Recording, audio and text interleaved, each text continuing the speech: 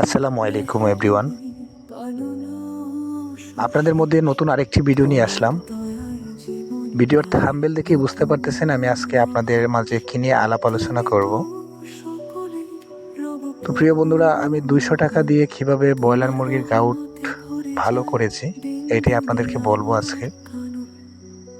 তো বন্ধুরা, যারা এখনও আমার চ্যানেলটি সাবস্ক্রাইব করেন নাই, আমার চ্যানেলটি সাবস্ক্রাইব করে অবশ্যই আমার পাশে থাকবেন এইরকম নতুন নতুন টিপস পেতে।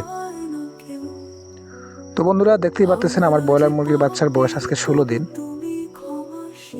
তো বন্ধুরা, আমার ব্রয়লার মুরগির বাচ্চার বয়স যখন 8 দিন ছিল তখনই গাউটটা চলে আসে।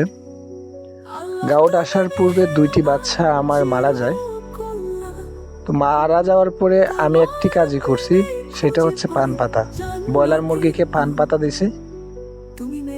আমি একটানা 24 ঘন্টা পান পাতা দেওয়ার পরে ব্রয়লার মুরগি অনেকটাই সুস্থ হয়ে গেছে। তো ব্রয়লার মুরগিকে পান পাতা আপনারা দিবেন কেন? ব্রয়লার মুরগিকে যদি আপনারা পান পাতা দেন তাহলে গাউটটা কেন ভালো হবে?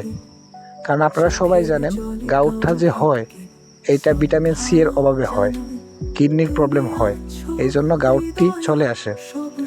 তো আপনারা সবাই জানেন পান পাতার মধ্যে ভিটামিন সি আছে, এই জন্য পান পাতাটা আমার দেওয়া।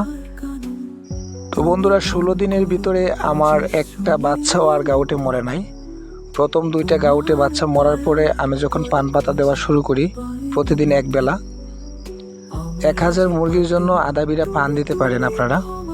তাহলেই প্রতিদিন যদি আপনারা পান দিতে পারেন তাহলে আর গাউটে অ্যাটাক করবে না।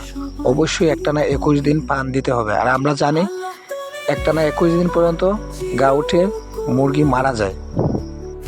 তো বন্ধুরা, আমি একটা কথাই আপনাদেরকে বলবো, 100% আপনাদের কাজ হবে যদি পান পাতা খাওয়ান।